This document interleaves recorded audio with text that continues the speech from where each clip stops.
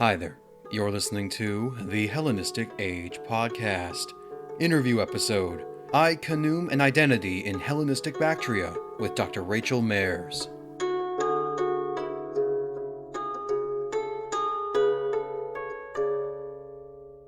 Hello everyone. Today I have with me Dr. Rachel Mairs, a professor of classics and Middle Eastern studies at the University of Reading. Dr. Mairs is one of the foremost experts of Hellenistic Central Asia, focusing primarily on identity and the interaction between Greek and non-Greek communities.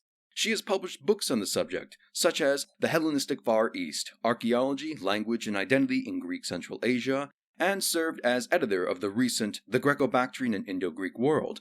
She is also the founder of the Hellenistic Central Asia Research Network, and she has joined us to talk about the famous Greco-Bactrian city of Ai Khanoum. First off, just let me say thank you so much for taking the time to hop on the show. Hi, Derek. No problem. Thanks very much for having me on the podcast. So to begin with, would you care to give my listeners a bit of your background and how it led to the study of the Greco-Bactrians and ancient Central Asia in general? Sure. Well, like almost everybody that works on ancient Central Asia, I started out working on something else. And the reason for this, of course, is that there are so few opportunities to study ancient Central Asia in universities, schools, educational institutions in Europe, North America, in most of the world. It's something that's not part of regular curriculums. There are very few places where you can do a university degree program and things to do with Central Asia. I started out as an Egyptologist. My first degree was in Egyptology and it had a very heavy linguistic focus. I spent 3 years basically doing Old, Middle and Late Egyptian and Coptic, and also keeping up my Greek because I had Greek and Latin from school. And if listeners are familiar with Hellenistic Egypt, you'll know that one of the really fascinating things about it is that it's a bilingual, multicultural society that we have really fabulous evidence on. It's so rare to have this kind of evidence of how communities worked on a very intimate level from the ancient world. And this is because of papyri written in a variety of languages. So with my linguistic background, what it made sense to do was to work on looking at Greek and Egyptian documents from Ptolemaic period Egypt. And I worked with Dorothy Thompson at Cambridge, who was an amazing, amazing supervisor.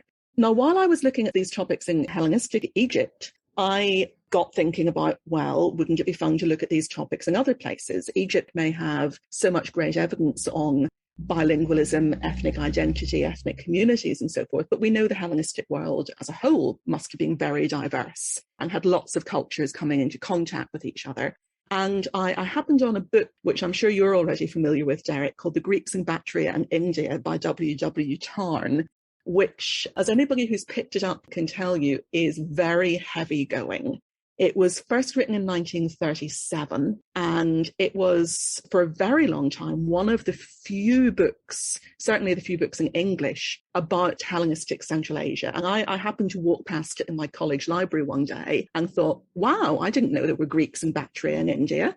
And I gradually ended up, while keeping a research interest in Egypt, gradually ended up moving towards looking at the same questions I found fascinating in Egypt, in Central Asia. Things to do with how large-scale immigration, especially Greek immigration in the Hellenistic period, brought about really interesting cultural contacts and developments of new hybrid forms of religious expression, art, interesting linguistic encounters, and so forth. And of course, again, as anybody who's broached this topic knows as well, the problem of evidence is not just a matter of Central Asia not having the wonderful papyrological record of Egypt. There's also a real dearth of scholarship, or certainly was before the last 20 years or so. Looking at things like the Greeks in Bactria in India, which is, I'm talking about the late 1990s here, that was still one of the main works that was available to look at this. And I looked at it, and with the arrogance of youth, I thought, I can do better than this. I must be able to. And around about this time, this was when Frank Holt's fantastic books on Hellenistic Bactria were starting to come out as well, which got me very excited in the field too. So long story short, I ended up with a wonderfully understanding supervisor switching and doing a PhD on Hellenistic Bactria instead of Hellenistic Egypt. Hellenistic Bactria is famously described as the land of 1,000 cities, but the archaeological record is notoriously poor and has turned up relatively little to match the claims of our sources, leading some to posit the idea of the Bactrian mirage. The city of Ai Khanoum, however, remains the exception. Could you elaborate on the discovery of Ai Khanoum and its significance for our understanding of Greek settlement in Central Asia? Yeah, this question of the Bactrian mirage is an interesting one that's really persisted in the scholarly literature. The term was first come up with by a scholar called Alfred Fouché, who was the first director of the French archaeological delegation in Afghanistan, the Délégation archéologique française en Afghanistan, in the 1920s. And because of ancient historians, people like Strabo and Plutarch and so forth, scholars or people who were reading classical texts knew that there had been Greeks in Afghanistan and in Central Asia. Therefore, there must be some material remains of them. The problem was finding them in an area which was, for very valid reasons, quite hostile to outsiders. Certainly Afghanistan, which ended up being used as a buffer zone between the Russian Empire and the British Empire in India, they had a very wise objection to foreigners coming in and having much presence and influence in the country. So in the 1920s, when the French archaeological delegation under Fouché got into Afghanistan, this was the first modern archaeological attempt to explore the country, really. And Fouché was there as a representative of the French Foreign Ministry as well. He was a diplomat as well as an archaeologist. And he was there because he wasn't British and he wasn't Russian. So the French were perceived by the Afghans as being a bit safer than having the two great regional imperial rivals in there. Fouché was a specialist in the art of India. And he also knew that there had to be some kind of material culture connection in Central Asia, which showed how classical influences, for want of a better word, came to be in the Buddhist art, in particular of northern India, such as the art of Gandhara. So Fouché knew that there had to be this kind of missing link there. But he was very realistic about the chances of finding things in archaeological remains. So when he excavated at Balkh, which is the ancient city of Bactria, near modern Mazar-i-Sharif, he excavated there with his wife, Eugénie Bazin-Fouché, and colleagues, Afghan and French, for a period of about 18 months in the mid-1920s. And Fouché was very well aware that the chances of having any impact archaeologically on such a huge site were tiny, but his diplomatic bosses wanted him to persist. So it's from Fouché's disillusionment and really the miserable time he had in those 18 months at Balkh that we get this idea of the Bactrian mirage, that there's this idea that there was a Greek culture in Bactria, but we can't actually access it. You asked me to speak a bit about the discovery of Ai Khanoum. Well, this is related to it as well. Fouché sadly passed away long before the excavations at Ai Khanoum, and he would have been delighted to see them, I think. But in the early 1800s already, foreigners, non-Afghans, knew that there were Greek coins coming out of Bactria, northern Afghanistan, and they knew that there were some remains which might be promising to be remains of a Greco-Bactrian kingdom. It's worth saying that, of course, the people who lived in the neighbourhood of these sites had always known they were there. It's the old story of talking about European discovery of things, when actually maybe we might want to highlight local knowledge and indigenous knowledge of places and things and history a little bit more here. But it's in the 1830s that you get imperial British adventurers like Wood, who go up into the Oxus region of Afghanistan. And John Wood visited the site of Ai Khanoum and recorded its local Uzbek name in the 1830s. His publication was in 1840. But it wasn't until the early 1960s that archaeological and scholarly attention returned to the area around Ai Khanoum. In part, this is because of the general archaeological difficulties of working in remote areas in Afghanistan, the disillusionment of people such as Fouché, but it's also because the site of Ai Khanoum is right on the border with what was then the Soviet Union and is now Tajikistan. So this was a highly sensitive area that the Afghan government, quite rightly, didn't really want foreigners traipsing around in, taking pictures and measuring things. So it was really under the initiative of the King of Afghanistan himself in the early 1960s, when he was shown a Corinthian capital from the site when he was hunting in the area, that the French archaeological delegation were again invited into this area to start excavations, which started in about 1964, I think was the first season, if I remember correctly. So the French archaeological delegation at this time was under the leadership of Paul Bernard, who had previously worked in Athens. And Bernard was the director of these excavations right up until 1978, when they had to be abandoned for obvious geopolitical reasons. There had been internal insecurity in Afghanistan, there had been a coup, and then, of course, the Soviets come in and the war begins there. But it's a real joy to read the early archaeological reports and articles on the discovery of this site from the early to mid-1960s, because you get such a sense of the excitement that the archaeologists were feeling going in there. Paul Bernard wrote about this. Louis Robert, who was a famous French epigrapher, particular specialism in Greek inscriptions, he wrote a wonderful article, again in the early to mid-60s, about the inscriptions that were coming out of Ai Khanoum. And it's still thrilling to read these articles because you get a sense that these archaeologists know what they've discovered. It's something of Fouché's Bactrian mirage or missing link, which has actually come to life. For many archaeologists and historians, the discovery of Ai Khanoum must have evoked ideas of an Athens in Afghanistan. But as it has been excavated, scholars have had to take a step back and reconsider their initial assessments. How does the city compare to other Hellenistic polis, whether we are talking about a royal capital like Antioch or Alexandria, or one of the many Greek settlements spread around the Mediterranean? Yeah, you bring up some interesting questions there, particularly in things like the use of the term polis, which can be quite a culturally loaded term. Literally, it's just the Greek word for city, of course. But as students and scholars of classical Greece will know, a polis is a bit more than a city. It's a city-state. It's a city which has particular forms of government and organisation, often democratic government. We think of Athens in the 5th century BC as being the classic example of this. And Ai Khanoum has always been very difficult to compare to other places. Part of this is because it remains really of the period the only extensively excavated urban site that we have from the immediate region, and that's a problem. We can't argue anything about typicality. We can't compare it to Bactria. It was originally the Persian satrapal capital, would have been the capital of the Greco-Bactrian kingdom. We still don't know what's going on at Bactria, other than that the Greeks were there, which isn't very much of a conclusion, unfortunately. So comparing it to cities in the region cannot really be done, unfortunately. If we look at comparing it to cities elsewhere in the Hellenistic world, I think we have to exercise caution, but we can still come up with some interesting thinking points, if not conclusions about where it fits in. We certainly can't compare it to Athens, although that is everybody's go-to classical city. I think an interesting comparison point for Ai Khanoum can be Seleucid cities in Mesopotamia, like Seleucia and Babylon and Uruk, because of the material that we get from them.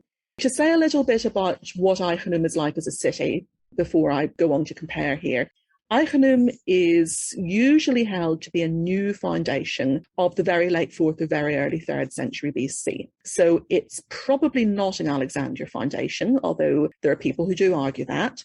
And it is in an area which had thousands of years of documented human habitation. There was an extensive field survey done by Jean-Claude Gardin and other members of the French archaeological delegation and Bertie Lyonnais in the 1970s, which revealed that the area, the agricultural area around Ai Khanoum, had been irrigated using long canals way back into the Bronze Age.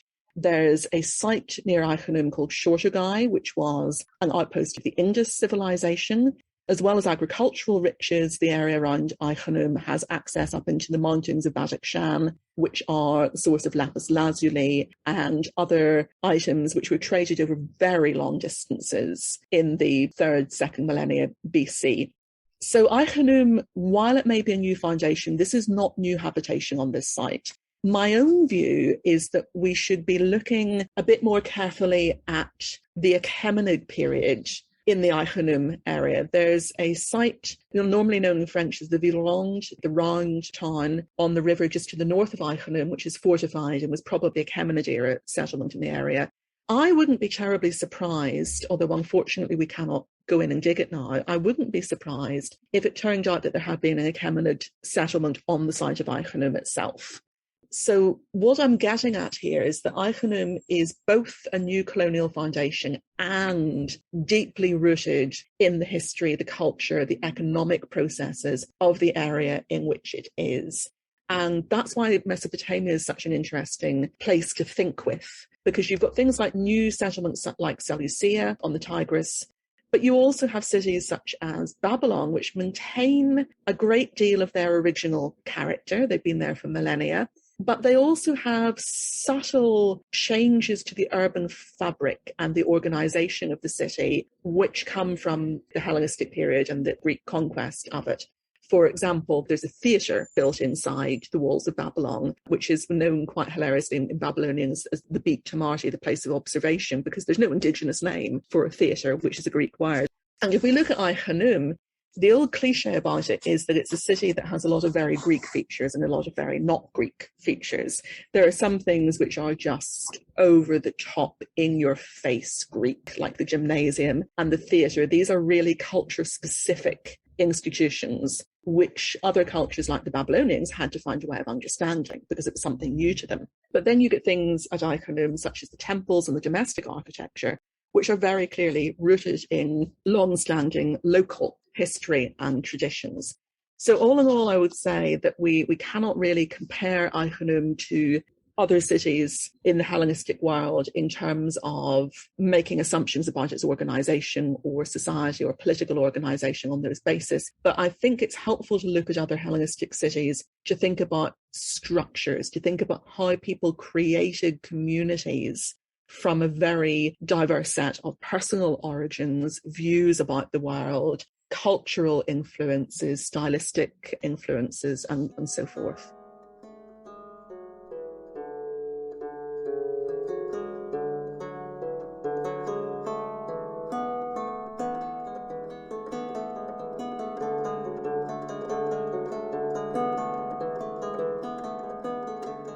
Identity is something that I always have found fascinating when it comes to the study of the Hellenistic kingdoms of Egypt and the Near East, and the Greco-Bactrians are no exception to this.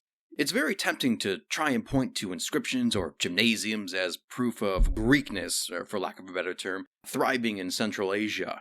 However, what are some of the challenges or pitfalls that can be faced when we try to label aspects of identity as either being Greek or Bactrian or Indian?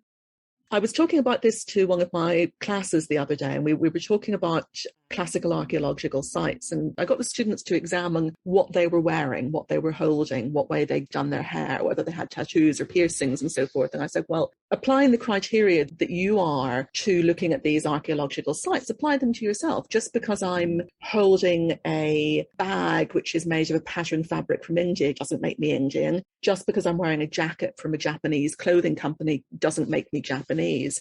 There's the problem that we have when we look at material culture that we've got to think about several different things about why it is the way it is. There's the ultimate source of origin of, say, stylistic influence.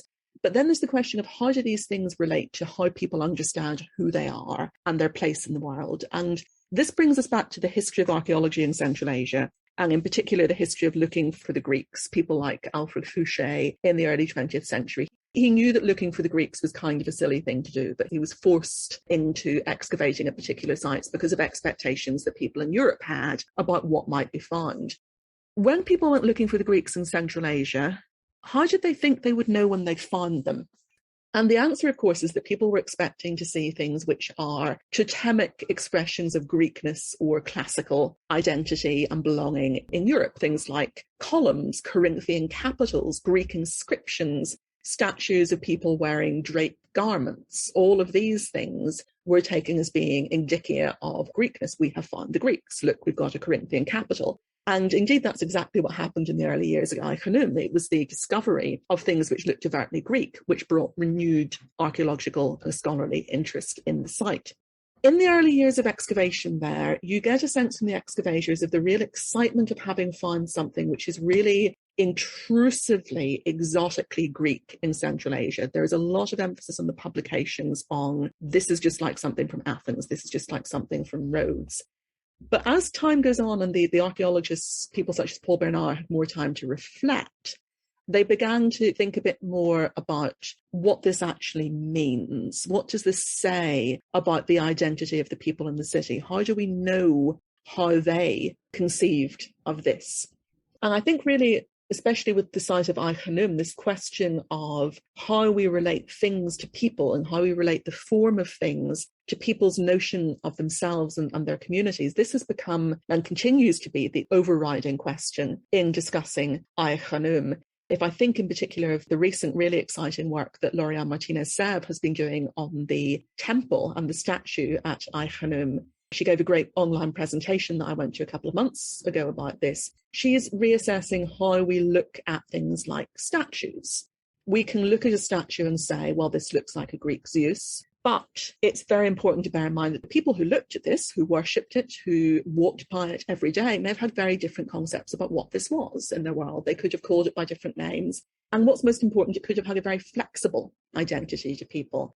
I think that there was a problem in past analyses of Ai Khanoum, of an idea of rigidly separating out the Greek from the not Greek. And that's not how cities work. That's not how communities work. There's a way that you can consider all of this together that makes sense, because it did make sense to the people who lived among it and who created this constellation of different artistic and cultural influences. Leading off from the previous questions, are there any particular features or elements of Ai Khanoum that exemplifies the ambiguity of identity? I think in particular, if we look at religious expression at Ai Khanoum, that's somewhere where we can really see perhaps not so much an ambiguous identity as an identity that can be quite fluid or constructed in ways that we might not expect. And again, I recommend to the listeners, do check out Lauriane Martinez-Sèvres' recent articles about Ai Khanoum, and you can see some of the interesting scholarship she's been doing on this. If we look at religious expression, we get a lot of forms of things that look obviously Greek to us, such as the statue in the temple, which could have been read and understood in very different ways. I think what a lot of people, scholars working on this material at the moment, are gradually coming to an agreement that the material at Ai Khanoum is something greater than the sum of its parts. It's not just a collection of diverse influences. What it is it's the product of a community which is creating something new. They are creating something, an identity, a set, a cultural toolkit, which speaks to their own needs, their own background, their own conception of who they are, their own identity, and that is meaningful in and of itself. I've used the term Bactrian koine to talk about this in a few places. And I think really that's the responsibility that we have as scholars looking at this. We've got to focus on making this make sense, because there were people to whom it did make sense. Labels are a tricky thing here. So we have a tendency as scholars, as modern observers, to want to label something Greek or Bactrian or Egyptian or Syrian or whatever the case may be. And there are some places in the ancient world, especially in written evidence, where we have the wonderful luxury that people have told us what they think about who they are. They've applied names to themselves. If you even think about the later, living under the Roman Empire period, Syrian writer Lucian, he says in one of his writings, I am a Syrian. There we go. It's nice. It's straightforward. It's wonderful. He may be writing in Greek, but he says, I'm Syrian. Egypt is a tricky point of comparison, and I struggle with this a lot because I did start out looking at material from Egypt, and it's just such a wonderful resource that the temptation is to try and fill in the gaps from Egyptian material. And the papyrological evidence from Egypt in particular can make you think about identity in particular ways. So to give an example, my former supervisor, Dorothy Thompson, along with her colleague, Willie Clarissa, in about 2006, published a selection, an edition with commentary and historical essays on the Ptolemaic period census of Egypt, which is a wonderful collection. I really recommend people have a look at that. And what they've done is they've collected all of the surviving census documents, which are not dissimilar to the kind of information people collect in census documents in the present day. You get name, age, gender, profession. But one of the fascinating things that Ptolemaic census documents include is something that they call an ethnos. Now, ethnos, of course, is a Greek word which is related to our modern name, ethnic, but it's not an ethnic identity. And that becomes very clear when you look at the content of these census documents. So the available ethnoi that a person could be slotted into were basically divided hierarchically between people who were Greek, Hellenes, and people who weren't Hellenes. But being a Hellene wasn't the same thing as being a Greek. There were lots of things that meant you could count as a Hellene. Clarissa and Thompson called them tax Hellenes because the census is about taxation, and this is primarily a fiscal document. So, for example, Jews are tax Hellenes. People who are called Persian, but probably aren't Persian, also have a privileged tax status, so do Arabs. People in particular professions can be tax Hellenes, such as teachers, gymnasium workers. And it becomes quite clear that, especially if we look at the names of the people in the census and their family structure and who they're married to and which language their census return is recorded in, it turns out that this category of tax Hellene, this being a Greek by ethnos, doesn't necessarily have anything very much to do with who a person's parents are, what language they speak, where they come from, who they marry, what cultural behaviours they may demonstrate. But it is a meaningful category. It's a category that is privileged, you pay a preferential tax rate, and it is, when it comes down to it, sort of vaguely connected to being connected with Greek immigrants to the country, but it's not what we think of as a modern ethnic group. Now, when we come to Bactria, of course, we don't have surviving census documents. It would be amazing if we did, but we do not. The climate is not the same in Bactria as it is in Egypt. We don't have as many written documents. So I would say, with looking at things like comparisons from Egypt and other places, the best we can do is get a sense that ethnicity and identity and names that people give themselves and names that other people give them are very specific to individual context. So we've got to be alert to the fact that, well, for a start, people categorize themselves in different ways. There may be different situations in which you claim one identity more strongly than others. There may be other situations in which things are completely irrelevant.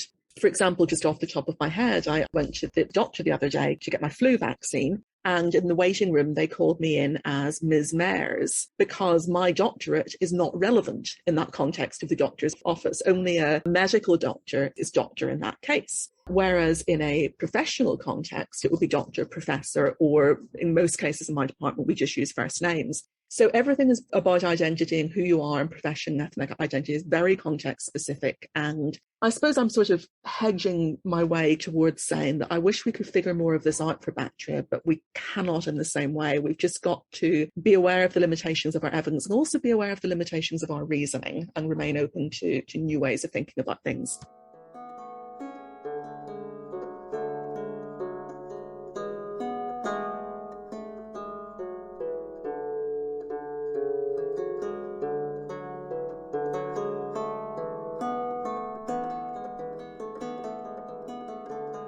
Despite its grandiose nature, the city was abandoned sometime during the mid-2nd century due to nomadic attacks, internal struggles, or perhaps both. Cities across history have experienced tumultuous events like sacks and sieges, but Ai Khanoum was never properly reoccupied following the Great Fire that tore through the city during the invasion of the UHC nomads. In a general sense, how does Ai Khanoum fit in the context of ancient Afghanistan? Does its abandonment suggest that there was a disconnect between the Greek model of urbanization and the patterns of the Bactrian peoples, or is there perhaps a better way of interpreting why it ultimately failed? Again, I really want to know more about what the other cities in Bactria and adjacent regions look like. But I think the quite spectacular abandonment of Ai Khanoum, and it's really obvious in the archaeological record. You look at the remains that come from this particular period when it was, well, as you pointed out, nobody's entirely sure what the cause of it was. This is most definitely a city that is over. But the dramatic nature of that detracts somewhat from the fact that life goes on in the area around it. This regional archaeological survey in the 1970s came up with really long-term maintenance of canals, agricultural occupation. The city itself is somewhat occupied. There are limited archaeological remains of things like later burials made into surviving mounds of buildings at Ai Khanoum. So people knew the site was there. It wasn't completely abandoned. One might be tempted to say that this is some kind of cultural anti-Greekness thing, but I think it would be more productive to look at practical reasons for this. For example, at Ai Khanoum, although the city site itself looks strategic at the junction of the two rivers, It's kind of a tricky place to live. The banks of the rivers are quite high around the city. That's great. It means your enemies can't sail up and jump over your wall and attack you. But it does mean that getting water in is a bit annoying. There's a long water channel that goes along the length of the main street. And if that's silted up, if that's not working, it's a difficult place to live. It doesn't make an awful lot of sense. There's also in the upper part of the city, which wasn't subject to as much archaeological excavation, unfortunately, before it had to be abandoned, people are possibly doing things up there as well. It's a strategic site. It never completely falls into abandonment and forgetting, really.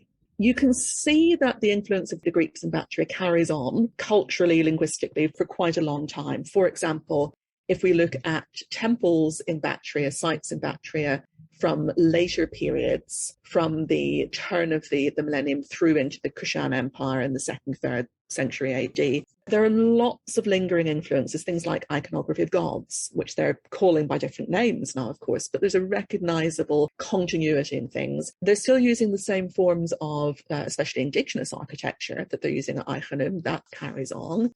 You get the occasional column popping up on things. But by this point, and I think possibly even in the Greco-Bactrian period as well, it's being understood as something local. This is what we do here. This is familiar. This is what we do.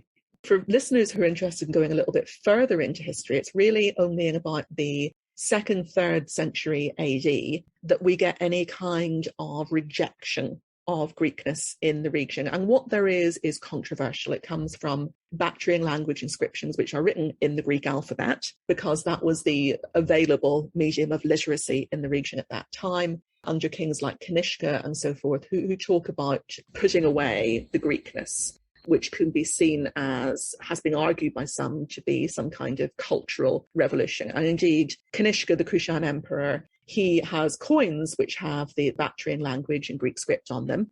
And he uses iconography, which is recognizably Greek iconography, for example, the sun god Helios. And in early issues, Helios is captioned Helios in Greek.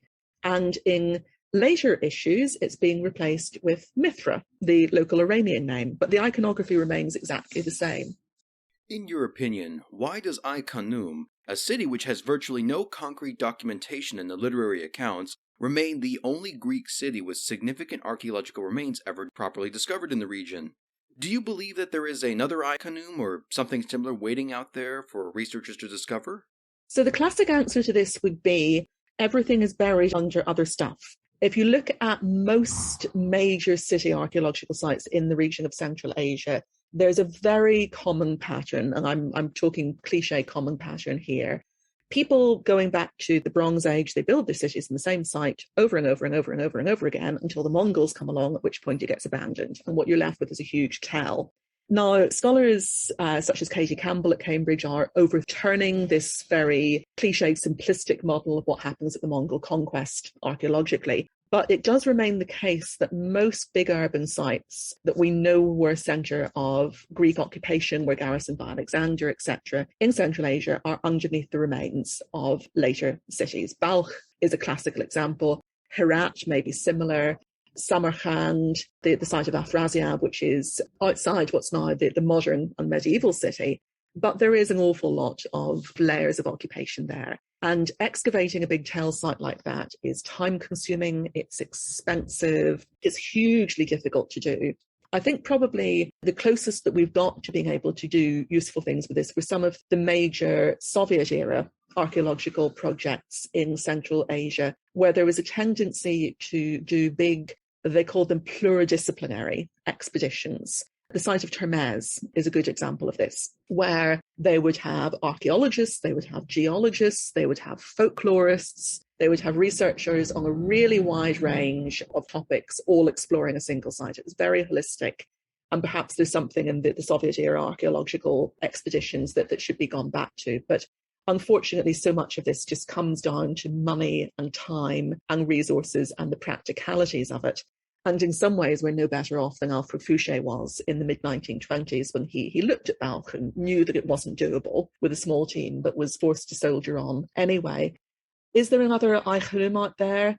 Well, there's nothing exactly like it, because Ai Khanoum is unusual as in the form we have it, really a one-period site. It has an occupation of about 150 years, a bit more, give or take. And that means that it was relatively straightforward to excavate and to find out what was going on. It's not to say there weren't challenges, but you weren't digging through meters upon meters of fill to get to this. I don't think we're going to find another one of those because it would have been pretty obvious by now, unfortunately. But I think really that there's going to be so much more exciting work done in this region in the future, and also a lot more to be got out of previous excavations. The Ai Khanoum excavations, they were forced to abandon them in the late 1970s, very sadly.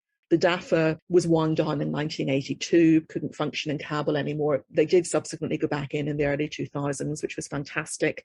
They are still trying to operate now, which is very difficult for everyone. But the material from Ai Khanoum was never fully published, and it's in the process of being published. The latest volume of Ai Khanoum reports on the domestic architecture was edited by Guy Lecuo and came out in 2013. And Laurent Martinez-Sèvres is working on more new publications of the Ai Khanoum material from the old excavations, which will be really exciting when they come out. I can't wait to see those.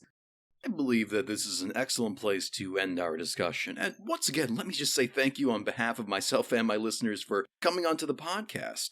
But before we go, are there any upcoming projects or books coming down the pipeline, or any materials or websites you'd like to share with our listeners? For people who'd like to find out more about Hellenistic Central Asia, which is a real watch this space kind of field, there are always exciting new things going on because there's so much we don't know and there's so many gaps to be filled in. Do check out the website of the Hellenistic Central Asia Research Network, which is www.bactria.org. That has bibliographies on Hellenistic Central Asia, which I usually update annually. I wasn't able to get round to it last year because of COVID, but I'm going to do a bumper edition this December. So you can find full bibliographies on Hellenistic Central Asia there for following things up. There is also a mailing list that you can link to, and the HCARN network has been doing a series of online Zoom talks, which have been a lot of fun. My co-committee members on the network are Gunvar Lindström, Ladislav Stancho, Melinda Hu, and Lauren Morris. And all of us have been having a lot of fun doing that, and we'd love to have more people coming along to the talks. I also blog, along with my colleagues Osama Gad and Catherine Blouin, on everydayorientalism.wordpress.com. And that's more for content to do with Egyptology, history of archaeology, and colonialism. So you can check out my work on there as well. I'll make sure to include all of these resources in the show notes on my website, and listeners, I do encourage you to check it out because it's very helpful for learning more about everything related to this topic. But for the rest of you, thank you so much for listening to the Hellenistic Age podcast.